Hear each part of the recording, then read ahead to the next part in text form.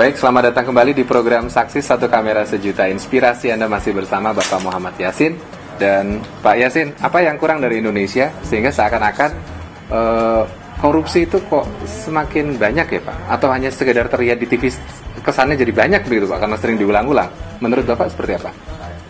Memang itu fakta bahwa yang disebut korupsi itu sudah merambah ke semua lini kegiatan masyarakat, baik itu dimulai di tingkat pusat maupun sampai di tingkat daerah.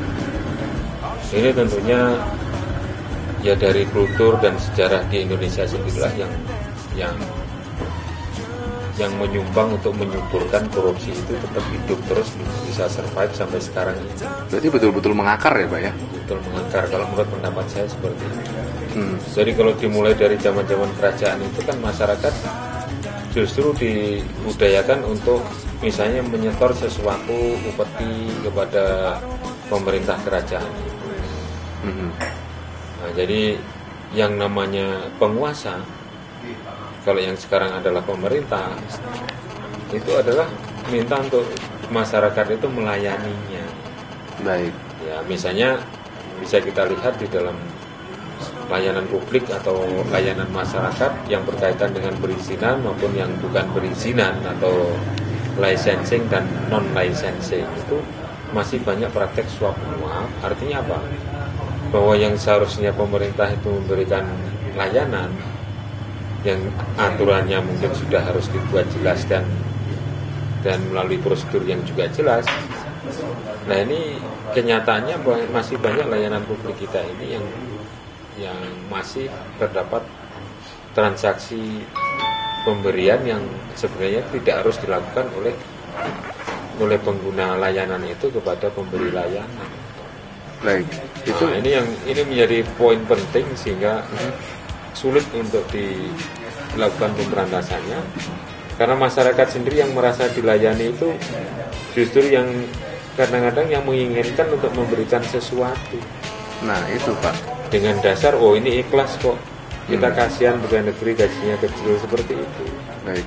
Jadi vice versa, baik yang melayani maupun yang dilayani sama-sama juga berkeinginan untuk memberikan sesuatu yang sebenarnya dalam kategori salah satu delik pasal di dalam pemberantasan korupsi itu sebenarnya sudah menyangkut suap dan bahkan ada kategori gratifikasi. Begitu ya Pak ya? Iya. Yaitu pemberian-pemberian yang ikhlas tapi yang berkaitan dengan jabatannya. Jadi seorang pegawai negeri itu yang diatur di pasal 12B besar Undang-Undang 20 tahun 2001 itu adalah bahwa setiap penyelenggara negara pegawai negeri sipil itu, setiap penerimaan yang diterima oleh pegawai negeri sipil maupun penyelenggara negara itu dianggap suap apabila berhubungan dengan jabatannya, bertentangan dengan tugas dan kewajibannya. Nah, ini dua-duanya ini tidak begitu menyadari, artinya dua-duanya itu dari yang memberi pelayanan dan yang diberi pelayanan tidak menyadari bahwa apabila ada tambahan uang atau suatu barang melanggar hukum ya Pak? Ya, yang berkaitan dengan pemberian layanan itu, di mana aturan misalnya saja batas harga pemberian layanan sudah diatur kemudian dilanggar, berarti sudah ada praktek suap. Baik. Sehingga peneliti atau pensurvey internasional transparansi itu selalu memberikan suatu nilai yang jelek kepada Indonesia, karena mereka itu bukan kok menilai berapa orang yang ditangkap oleh penegak hukum dan dimasukkan ke penjara, tapi sejauh mana layanan publik di Indonesia itu bisa diberikan secara transparan, berakuntabilitas dan tidak ada tambahan biaya. Baik. Yang diukur itu, selama itu ada tambahan biaya yang disebut dengan bribe atau suap, maka nilai dari indeks persepsi korupsi kita tetap akan jelek. Demikian survei integritas yang dilakukan oleh KPK. Betapapun bagusnya misalnya saja itu perbaikan prosedur layanan, apabila ternyata di situ masih mentolerir adanya pembayaran tambahan atau uang tambahan, itu membuat jelek record atau skor dari instansi itu di dalam melaksanakan pemberantasan korupsi. Sehingga secara keseluruhan, secara akumulatif, semua instansi yang memberikan layanan publik kepada masyarakat ini dinilai oleh baik pensurvei internasional maupun KPK misalnya atau pensurvei domestik lainnya bahwa Indonesia termasuk kategori yang korup. Ini yang harus dibenahi, layanan publik, layanan masyarakat yang harus diperbaiki. Dan itu surveinya sangat mudah sekali ya Pak. Misalnya dari pernikahan, kemudian pembuatan kartu identitas itu. Ya, kartu identitas. Seperti yang Pak sampaikan, kadang-kadang niatnya memang tidak menyuap Pak, tapi hanya niatnya tidak menyuap. Iya. Tapi aturan hukumnya mengatur seperti itu. Baik. Dan hal yang berkaitan dengan katakanlah real cost atau biaya dari pemberi layanan untuk melayani masyarakat itu ya harus dibebankan kepada anggaran pendapatan dan belanja negara atau APBN. Baik. Sehingga tidak ada misalnya layanan publik ini yang pada akhirnya memberatkan atau membebani masyarakat. Kalau pemerintahan punya katakanlah punya political will atau goodwill, semakin bagus suatu negara itu semakin meringankan beban masyarakat di dalam pengurusan perizinan atau non perizinan yang menjadi hajat hidupnya. Baik. Berarti memang, wah ini harus radikal sekali ya Pak, karena harus sampai ke akar-akar mengerti bahwa ketika kita mengkondisikan, memberikan jasa yang seharusnya sudah dibiayai negara, tetapi seakan-akan kalau tidak memberi sesuatu itu tidak akan berjalan dengan lancar. Yeah. Kalau memberi jadi 3 hari misalnya Pak, kalau tidak jadi 3 bulan, itu apa tidak terlalu sulit Pak mengedukasi sebanyak orang, maksudnya penduduk Indonesia, dan mereka sudah betul-betul terbiasa dengan hal ini selama berpuluh-puluh tahun bahkan. Ya akan ada pengaturan, ada batas yang boleh diberikan, itu harus diatur. Apa yang boleh diberikan dan berapa batasan yang boleh diberikan kepada misalnya sesama anggota masyarakat, atau yang boleh diberikan kepada pegawai negeri pada saat tidak memberikan layanan misalnya. Itu harus ada aturan-aturannya, dan itu belum ada. Berarti ada aturan-aturan atau loophole di dalam aturan itu yang perlu segera diadakan pengaturannya. Misalnya undang-undang tentang gratifikasi itu kan belum ada. Yeah. Adanya hanya pasal yang mengatur gratifikasi, itu pun diatur oleh 2 pasal. Jadi tidak cukup itu. Kalau di negara-negara lain itu undang-undang gratifikasi itu ada. Berapa penerimaan minimal yang bisa ditolerir bahwa itu bukan gratifikasi. Terus kategori apa atau pada event apa yang boleh pemberian itu bisa ditolerir, tidak dituduh gratifikasi. Itu harus melalui pengaturan yang jelas. Undang-undang itu tidak hanya sekedar PP. Dan kita belum punya itu ya. Belum punya. Ini yang harus istilahnya disadari oleh masyarakat.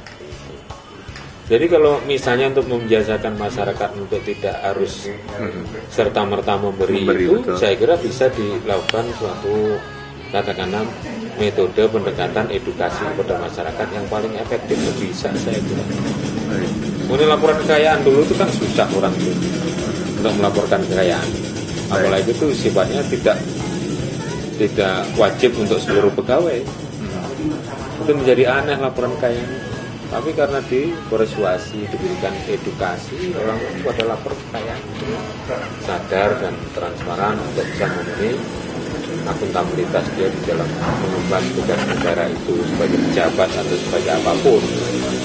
Kalau dianggap strategis ya mereka harus berani melakukan transparansi, yakni membuka diri bahwa saya diberikan penugasan seperti ini loh kekayaan saya tidak akan memanfaatkan jabatan saya untuk maksud-maksud yang negatif. Baik, itu sebenarnya kalau seandainya cari dalam tanda kutip cari mukanya ke masyarakat seperti itu akan sangat baik sekali ya Pak ya. Ya. Saya kira tahap demi tahap masyarakat bisa diedukasi. Baik. Jangan gampang memberi pada saat Anda melakukan pengurusan untuk mendapatkan layanan dari pemerintah. Berikanlah sesuai dengan ketentuan yang diatur. Misalnya biayanya, jangan melebihkan pembiayaan itu.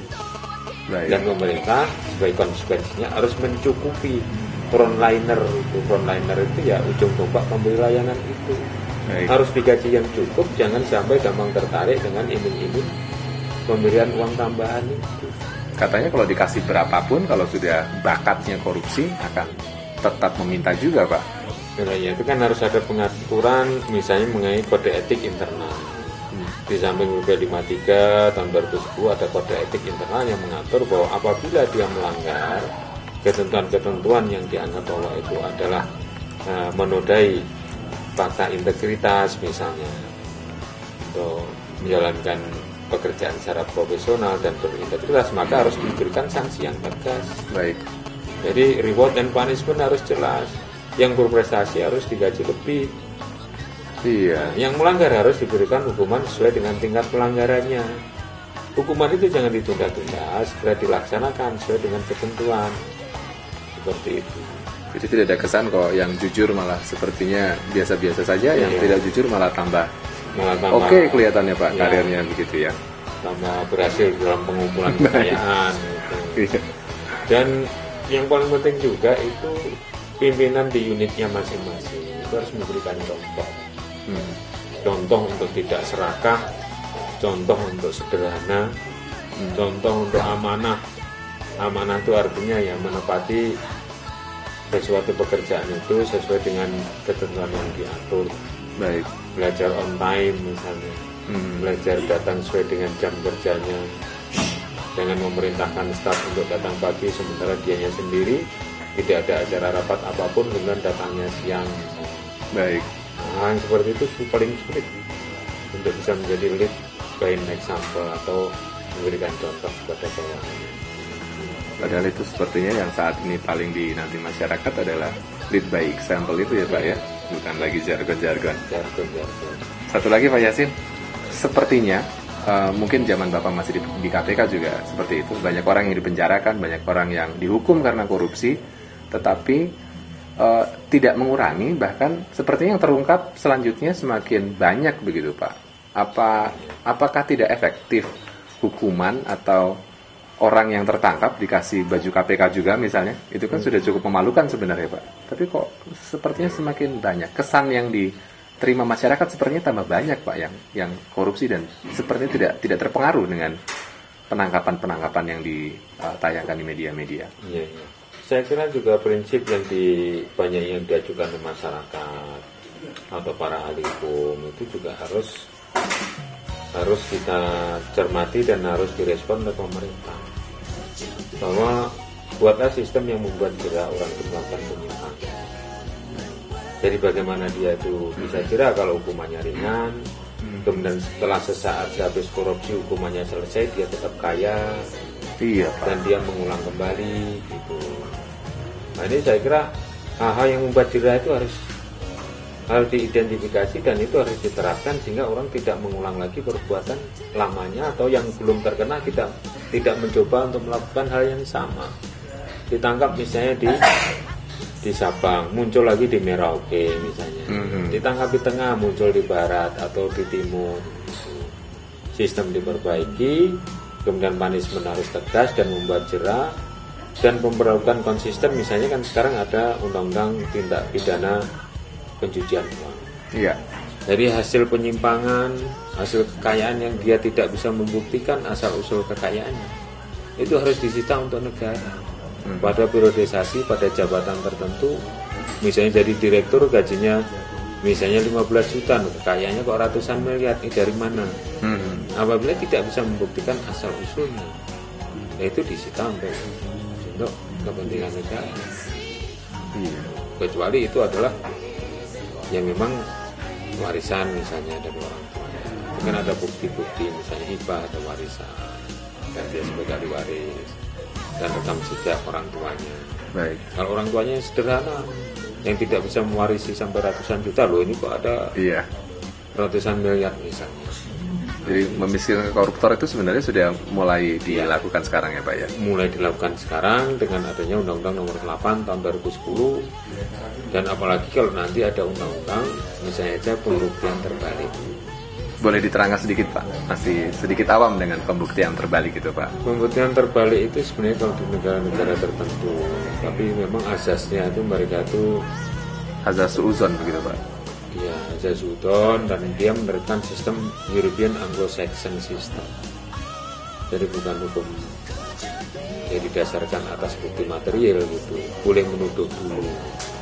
Begitu ya, sebenarnya pembuktian terbalik itu sudah dimulai di pasal gratifikasi 12B. Bahwa apabila menerima sesuatu lebih dari 10 juta yang membuktikan bahwa itu bukan suap, Ya. maka adalah penerima. Dan apabila kurang dari 10 juta ke bawahnya tidak dijelaskan sampai seberapa. Yang membuktikan yang diterima itu suap atau bukan suap adalah jaksa penuntut. Itu sebenarnya sudah semi-semi pembuktian terkait. Sebelum orang itu menjadi tersangka. Baik. Tapi kan lingkup limitasinya kan yang akan ada di situ sangat terbatas. Perlu ada undang-undang, terus kalau ada pemikiran bahwa walaupun kita itu menganut suatu sistem European Continental System, tapi juga bisa melaksanakan atau memperlakukan undang-undang pembuktian terbalik. Baik, kita jeda sebentar Pak. Tetaplah bersama kami di program Saksi Satu Kamera Sejuta Inspirasi.